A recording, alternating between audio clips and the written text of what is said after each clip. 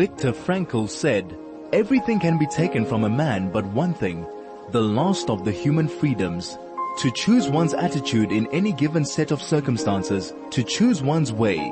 This is Finding Human with Sue Jackson. Stay tuned for the next hour as Sue explores the human psyche, what makes us tick, and how to live better, more fulfilled and more meaningful lives. Only on 101.9 High FM.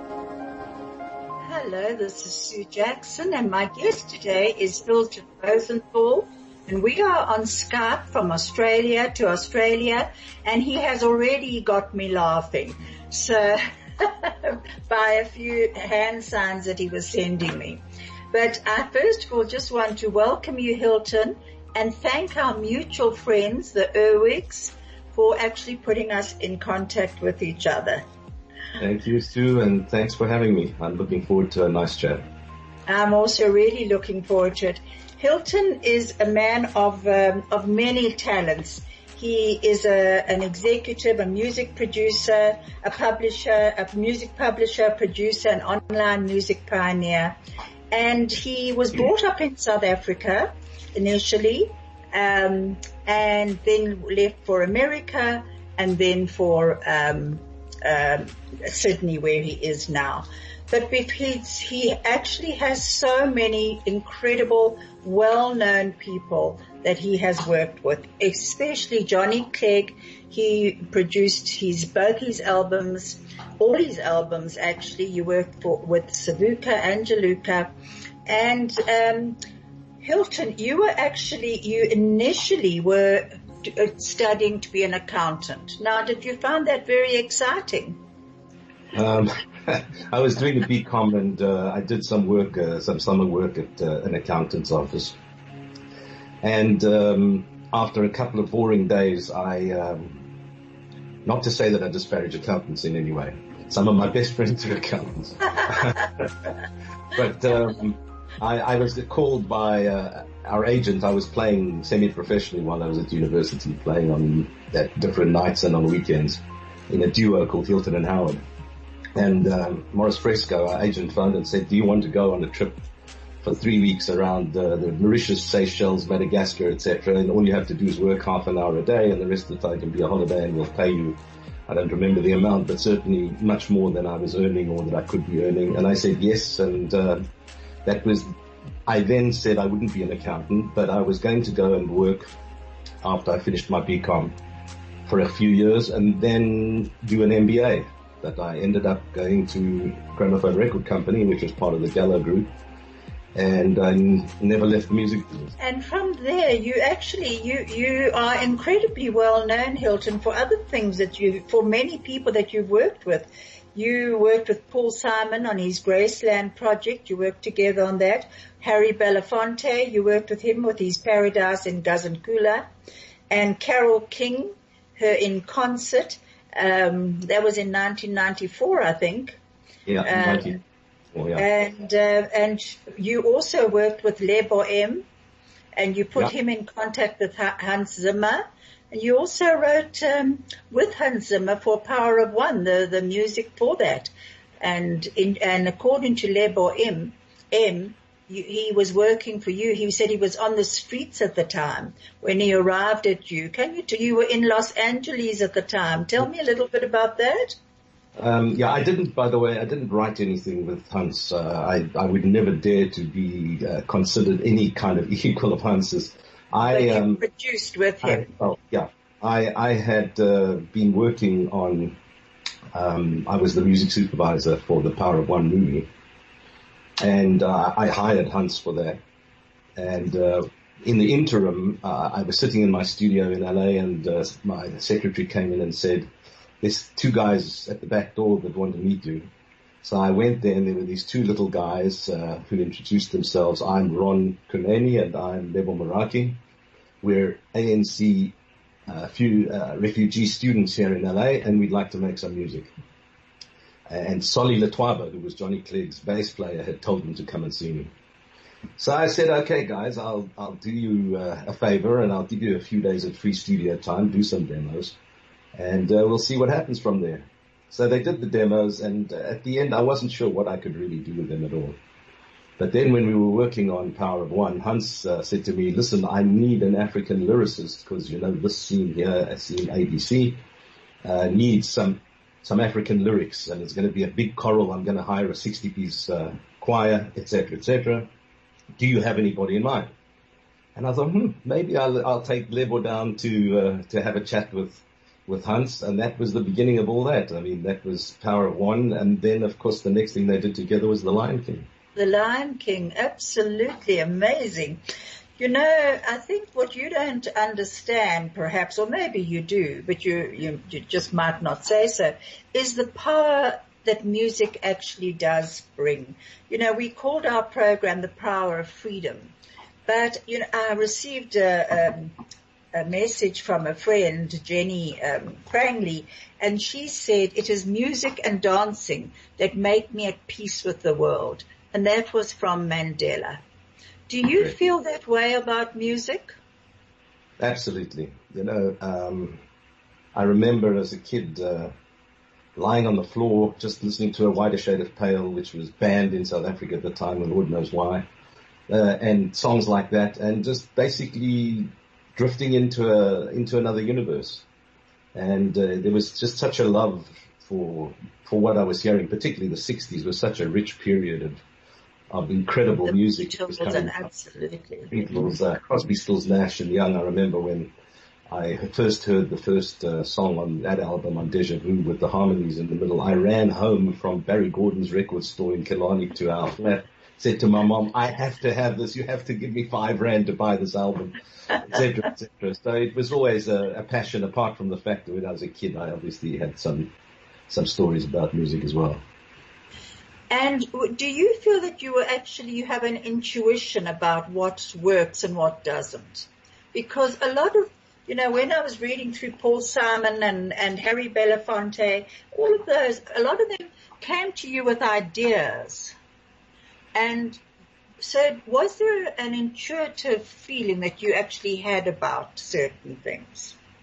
I don't think there are certain people through the eras that have been the gods of the music industry side of things. I remember when I first was working for CBS, Goddard Lieberson was probably the original kind of music man in New York.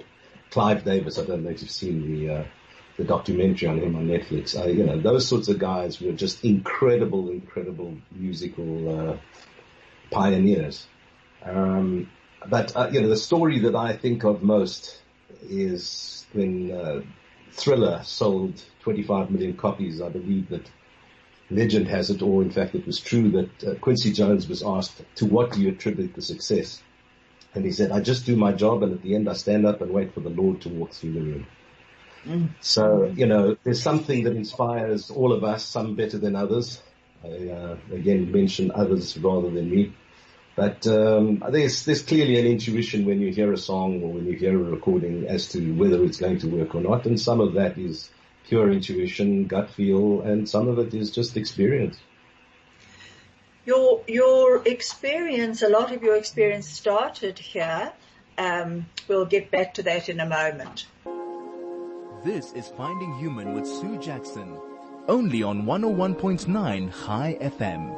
I'm back with Hilton Rosenthal, and I actually mustn't look at you when we go to adverts because you're pulling faces at me.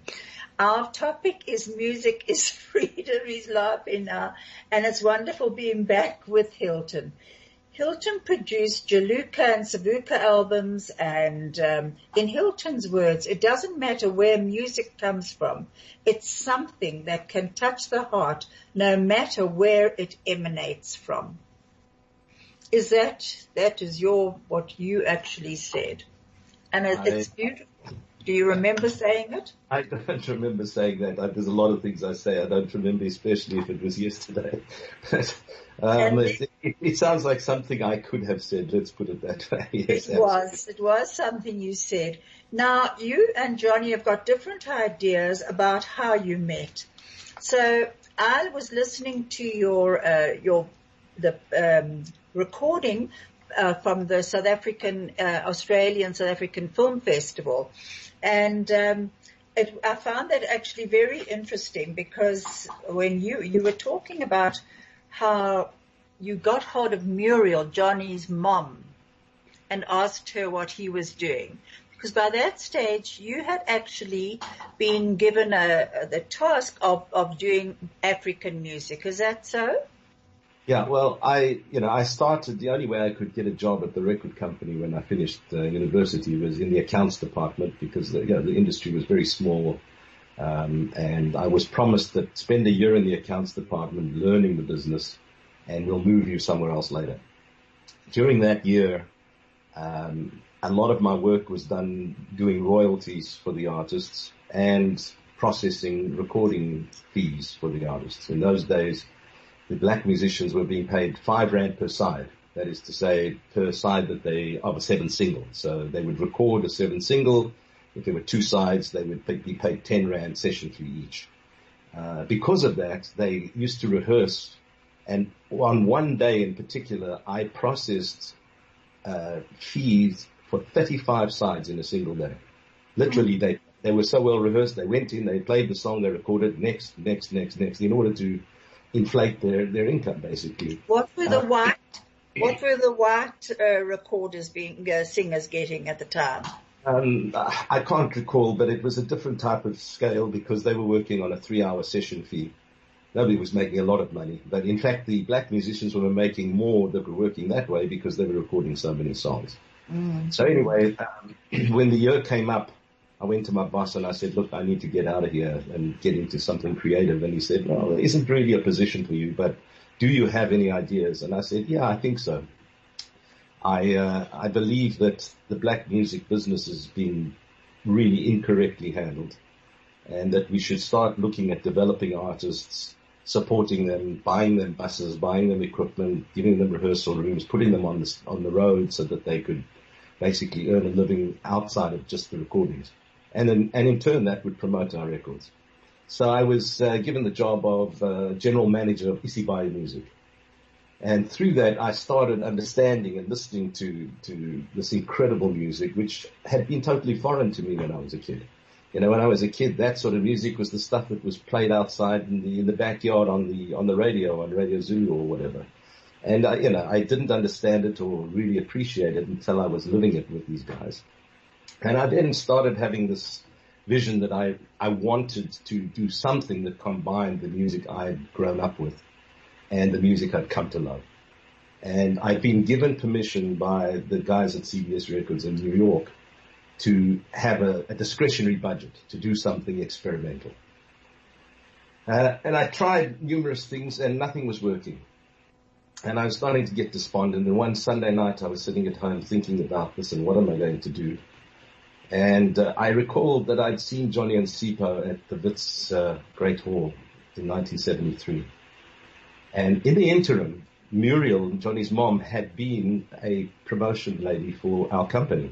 So every year or so she would wander in and say hi to everybody. So I'd met Muriel through that. But, I saw Muriel as a promotion lady that was promoting. She kept talking about her son and can you introduce me? She would talk to my boss and say, can you introduce me to Simon and Garfunkel's manager, Johnny this, Johnny that. That obviously subliminally stuck in my head. And on the Sunday night, I thought, I must call Muriel and see what's happening. And I went to the phone book. I knew she lived somewhere in Yeovil or that area. Looked up M. Pinar and picked up the phone and asked her what was happening. She told me that Johnny was planning to sign a record contract that week, but that he was only doing it because he couldn't find anything else. So what did I want to do? So I explained that I had this vision of mixing different cultures and different music, etc. And she said, well, that's really what John wants to do. Why don't I set up a meeting, tell him to wait, and then you guys can meet and take it from there, see if something goes. And then, it certainly did. But where did, because when they started traveling, you had a very small budget. So how did they afford to actually go overseas when they first went to England? Where did that money come from? Well, we'd already had some hits in South Africa by the time we went to England. The first album we put out, I was still at CBS Records, Universal Men. And when I took it to the sales meeting, I was hearing things like, what are you going to do with this? It's too black for whites. It's too white for blacks. We're never going to sell this. Anyway, at that time, Capital Radio had started playing it, although nobody could hear Capital Radio because they were having problems with their transmitters. But we had the first number one. Africa was the first number one on Capital. And that just started a little buzz. And through the year, we were selling a few albums here and there. By the end of that year, I'd left the company and formed my own company. And about 6 months later, I thought I would continue producing Johnny and Sipho for CBS. I got the feeling that they were really not interested. The company wasn't interested. So I approached them and said, I'll buy the album back from them. And I signed Johnny and Sipho direct, and we produced African Litany. And when that came out, and Impy and African Sky Blue hit around, then we were starting to sell some records. So then the budget started, expanding somewhat. But our international exposure really started. There was a guy in Germany, a German guy called Sherman Heinig, who was working for an Italian record company. How's this for a multicultural thing? Contacted me and said, I've heard Scatterings of Africa, and I'd love to release it in Italy, which they did. Nothing happened. But then I got a call from someone who became one of Johnny and my best friends, a guy called John Craig, who had a label called Safari Records at the time in London. They were really a punk label. But John was just a really, really interesting guy, and he loved the record, and he said, listen, I'm going to make this a hit.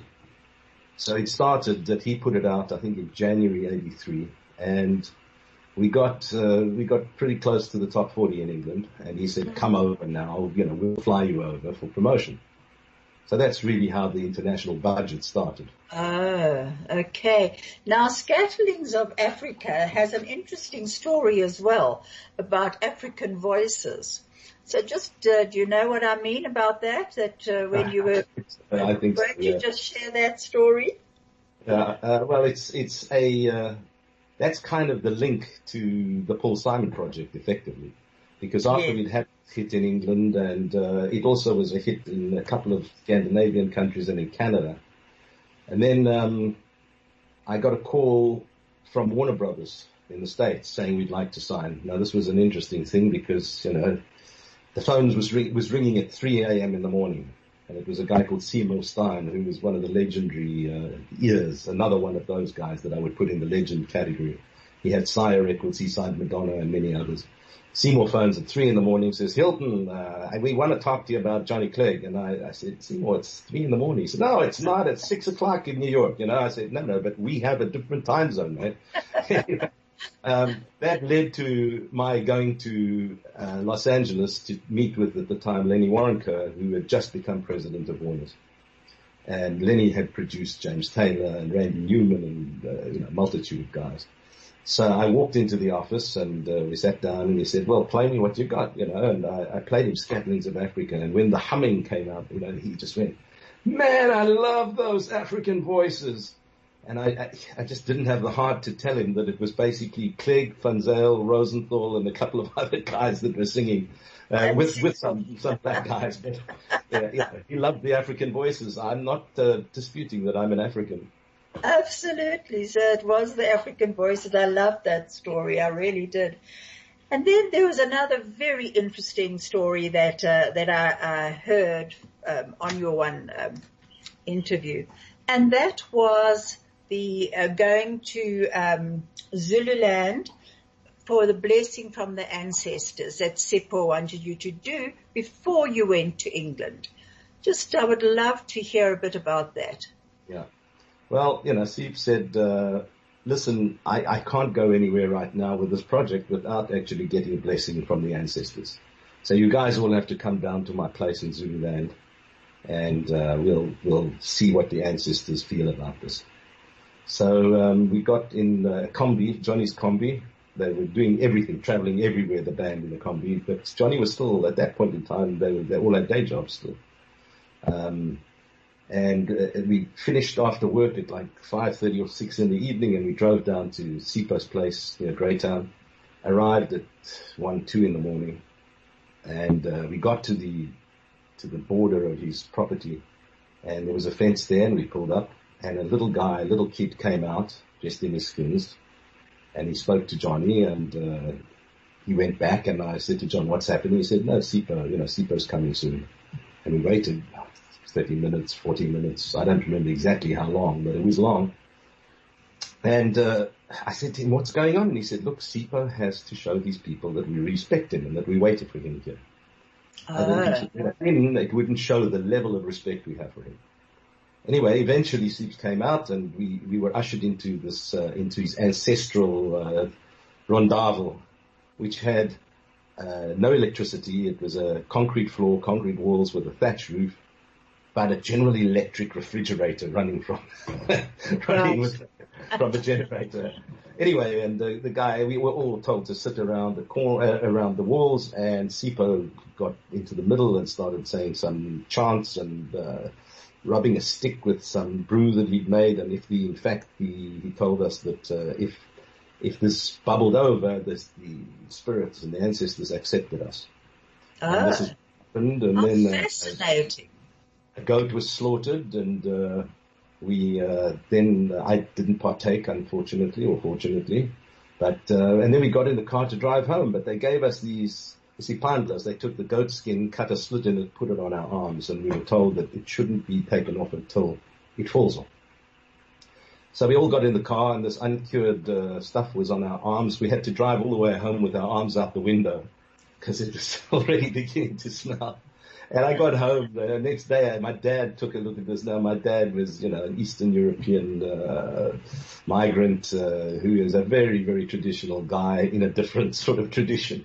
Yeah. And this little old Jewish man said to me, "What is this?" And I explained it to him, and he just scratched his head and went, "Well, I don't know what's going on here." But it must have been a very moving experience, wasn't it? Totally incredible. I feel honored to have been able to partake in that. What I hear and what I've read is that you cannot believe how much unity you actually brought into the country. And this message was from Kerry Rubenstein, a wonderful young woman who I know well. And she said that Johnny was her hero. And I don't believe anyone was as awesome. He touched my soul, inspired me, made me feel proud to be a South African, reminded me of my youth, pumping my fist, taught me about my country and its people through stories and song. I loved the feeling of unity at his concerts. And she said she saw Johnny and Jenny towards the end of Johnny's life, and she pumped her arm up and down as she saw them. It was at one of the hospitals. But, do you realize the unity that you actually brought into the country with the songs that you produced? Well, again, I was just the facilitator. The it's bottom a line very was, big thing. The beginning, it was Johnny and Sipo, and I think that the message that they had was the beginnings of those real messages, that people could, for the first time, witness what South Africa could become by watching them on stage. So, but you had to believe in them, Hilton.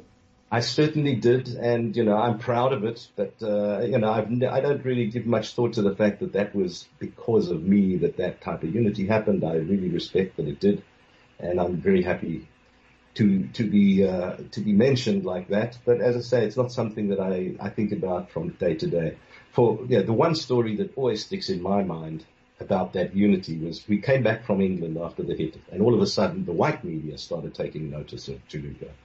Of course, you have a hit in England. Now you better be serious. Before that we were ignored by the media in South Africa. The black radio stations said we won't play music that's got English in it, in Radio Zulu, etc. Sutu, and the Radio Sutu wouldn't play even the Zulu songs, etc., etc. And of course, Radio 5 and I felt in those days, or Springbok Radio was not really supporting us until this happened. So there was a homecoming concert at Coliseum. And the people were being told by the security guards all the time to sit down. And people would jump up, and they would mixed? Were they allowed to mix at that? Whether they were allowed to or not, there was never a Juluka concert that was segregated. There were numerous concerts that were closed down because they were unsegregated. But they were mixed. And in fact, there were times when Johnny and Sipho played in the townships where they were arrested, etc., etc. But this was a mixed crowd. And because the people had paid for their seats, the security guards were saying you cannot stand in your seats. So what had happened was that during the performance, people had gravitated to the sides of the hall. And there were two lines on either side. And when Scatlings came about, they started playing Scatlings, the two lines became conga lines and just started dancing towards each other down the sides of the hall and across the front in front of the stage. And as they got in front of Johnny and Sipho in the middle, the guy on this one side was black, the guy on the other side was white, and the two of them put their arms around each other. And they danced in a circle, and the whole audience went crazy. Those sorts of moments make me realize, yes, there was something to that fact that we did do something. Wow, that brings tears to my eyes, I must admit. You know, it was during apartheid era when all of this was happening. It was very dark days in South Africa. Were you yourself ever at risk from the security police? You and your family? Not overtly. When we came back, there was a whole issue with the cultural boycott in England, and they're not allowing us to have work visas to perform on television. And there was a lot of controversy around this. And when I came back from England, the front page, we were allowed eventually to do the final TV show if we gave the money to the anti-apartheid movement, which Johnny and Sipho immediately said yes to. I got home and I was talking to my mom on an illegal mobile phone, not a mobile, but those portable phones. Yes. And it was really noisy. So I said, hang on a sec, let me go in and pick up the real phone. And I picked up the main line, and the front page of the Sunday Times that day, it said, Juluka gives money to anti-apartheid movement. There was a noise on my phone. From that day until the day I left, I could hear people talking on the other side. They were clearly listening. So you were being recorded. I took the phone down. I heard a ping afterwards where the recorder turned off. And it was just very subtle intimidation, shall we say. But I was never, ever, directly threatened by the police. And when you actually left South Africa, well, how did that feel to you to actually leave a country that obviously meant a lot to you? And still does. It was tough. I felt that at the time, those were really dark days. I remember, I guess we'll talk about it a little more later, but Paul Simon called me and he said, have you seen what's going on there? And I said, well, what are you talking about? And he said, well, there's this lady that's had a burning tire put around her neck. Now, at that time, we hadn't seen that footage. And he described it to me, and he said, really, you should get out of there for your career, etc., etc. It's time that you should leave. And that was the beginnings of, we'd been thinking of leaving anyway. We felt we had young kids, and we were scared about what the future was going to bring. Because I had an opportunity to perhaps work overseas and I'd already got some profile internationally, then it was worth leaving. But, the old cliche of you can take the boy out of Africa, but you can't take Africa out of the boy. Absolutely. I'm pleased they haven't taken Africa out of the boy. Listen, boy Hilton, just wait a moment. Thank you, Craig. This is Finding Human with Sue Jackson. Only on 101.9 High FM. I am back with Hilton Rosenthal. This is Sue Jackson on Finding Human. And we are discussing Hilton's journey from South Africa to Los Angeles to eventually to Australia, and the people that he met along the way. Before you left, tell me, you said that Paul Simon had said to you, do you know what's going on here? Now, Hilton, how did Paul Simon get to you? How did he come to actually contact you?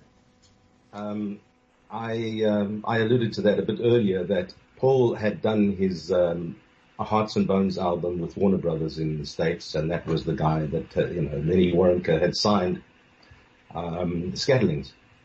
So Paul had been given a tape by a friend, which was basically a pirate tape that just said accordion drive hits Gumboots number 2, something like that.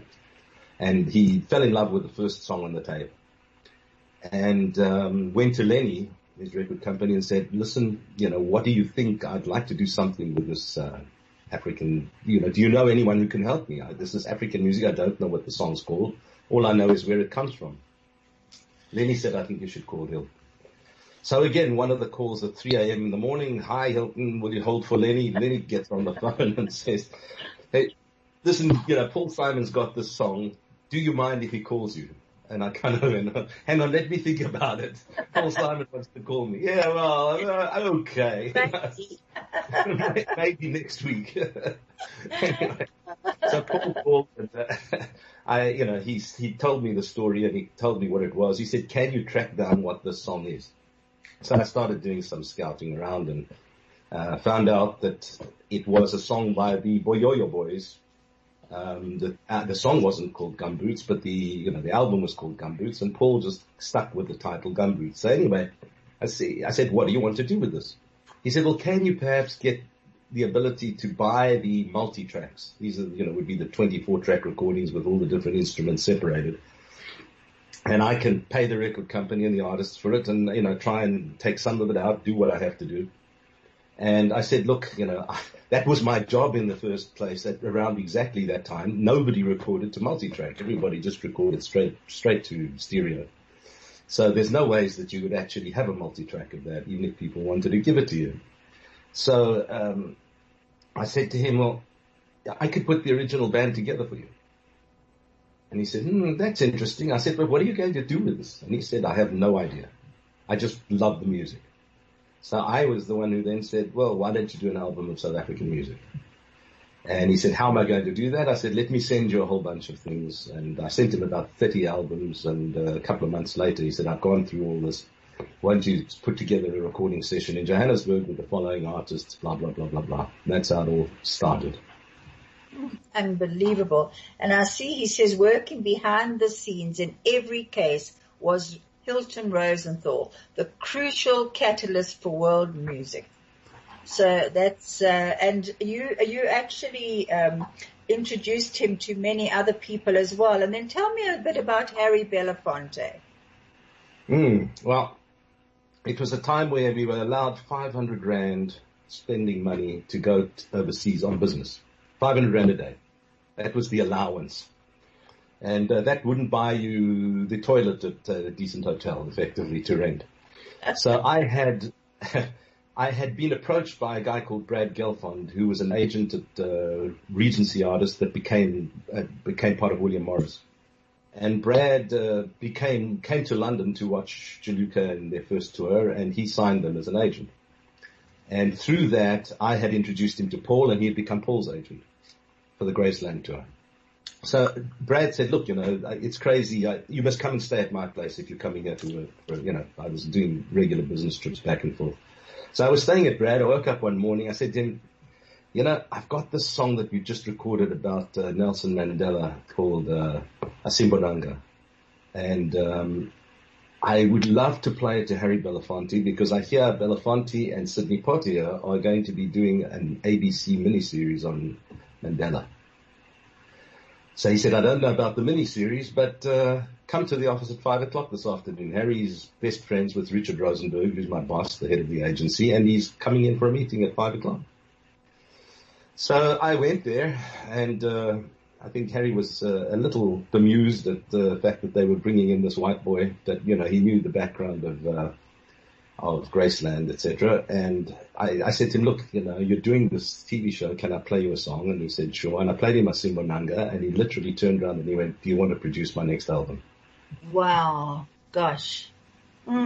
Effectively, the catalysts that pushed me to move to LA at the time that I did was that I went to see Warner's about my future. And on the way, I had gone through London and I'd signed a contract with EMI to sign Johnny Clegg and Savuka. And then I got to LA and Harry asked me to produce his album. I basically had my first year's work cut out. Gosh. That was the catalyst that pushed me to leave at that time. So behind every great man, there's a family that actually relocates with him. Yeah, they're the true heroes. That's for sure. My wife Linda and my kids. boy, I don't know how they stuck with me and put up with me. But, boy, I owe a lot to her and to the kids. And they've moved with you, which is amazing. A message came through just now, and it said, Mr. Hilton Rosenthal. It's actually anonymous. It says, Savuka songs gave me hope in darkness and helped me stay in South Africa. Please, can you help us again now?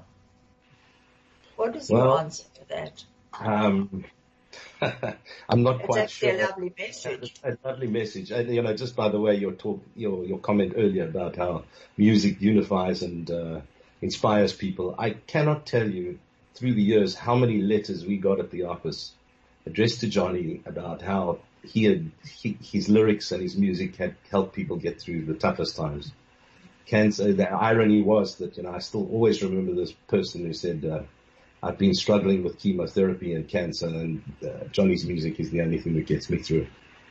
Oh, amazing. So, again, can I help?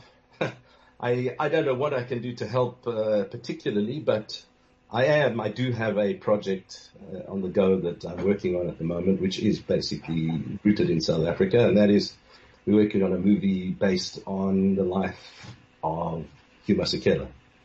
Oh, how wonderful. We'll get back to that in a minute. This is Finding Human with Sue Jackson, only on 101.9 High FM. Hello, I'm back with Hilton Rosenthal, music publisher, producer, lyric writer, singer himself.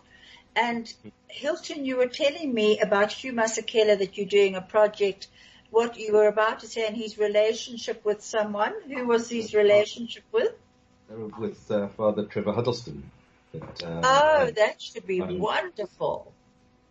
So that's an exciting project which we're in development on now. We're almost ready to roll, and I'm sure that I'm going to be back there at least starting to record, and we'll be filming there next year, hopefully.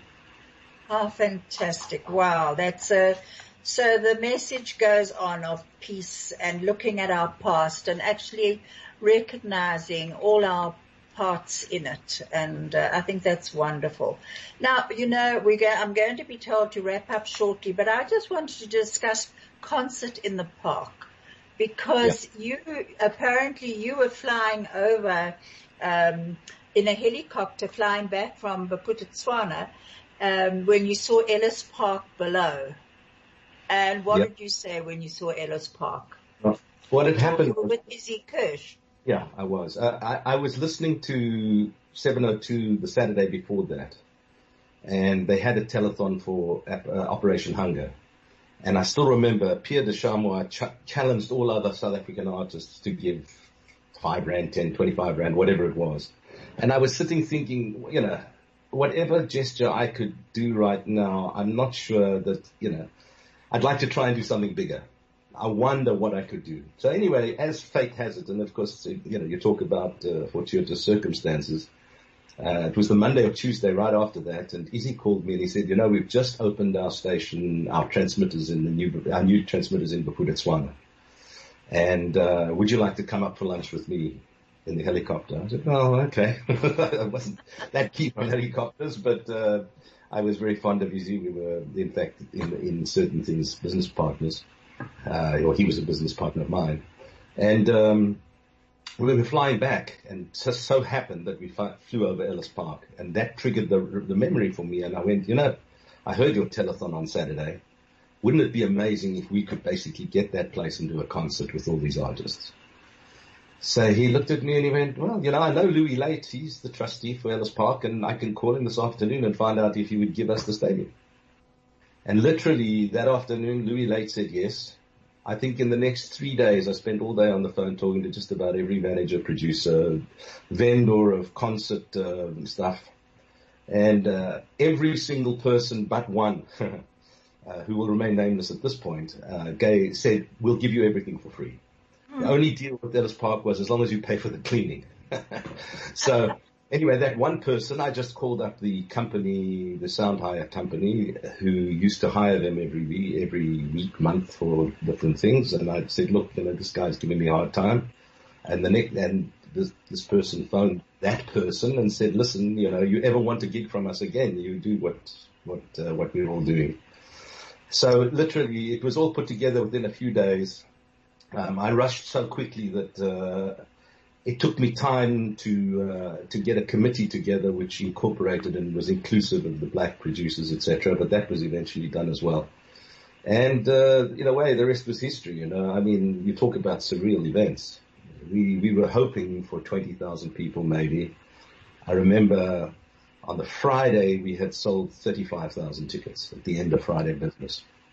Concert was on Saturday.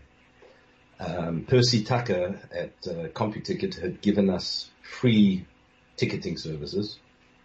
And on the Monday he called me and he said, thanks very much. I did no business on Saturday other than concert in the park. We sold another 75,000 tickets on the morning of Saturday through CompuTicket. We ended up with about 120,000 people in Ellis Park because what happened, I heard a yell over the security system saying, come to the back gate. And I got there and there was such a big crowd outside trying to get in. The gate literally came off its hinge. Thankfully, no one was hurt, and a whole lot of other people that just couldn't get tickets got free tickets effectively at that point in time. But, the head of police said to me in the early evening, we have rugby matches here with 30,000 people, and today with 120,000, we've had less incidents of bad behavior than we have normally for a rugby match. Isn't that beautiful? And Hilton, on that note, I'm being told to wrap up. But, I just wanted to end with this. It says, when the pain penetrates, the music resonates. And I think that's very much of what happened at that concert, that there was a lot of pain. South Africa has gone through a lot of pain. We continue to go through it. But I think as long as the music plays, we can all find a reason to go on. And we're going to be ending with the song Scatterlings of Africa. And thank you so much for being on my program with me. Next year, there's a lot more that I'd like to discuss with you, but we are being told to wrap up. I am going to wrap up. Craig, thanks so much. And thank you, Hilton. I'll be in contact with you as soon as we finish the show. Thanks very much, Sue. And my last word, halala for Johnny Clegg. Halala, absolutely. Thank you.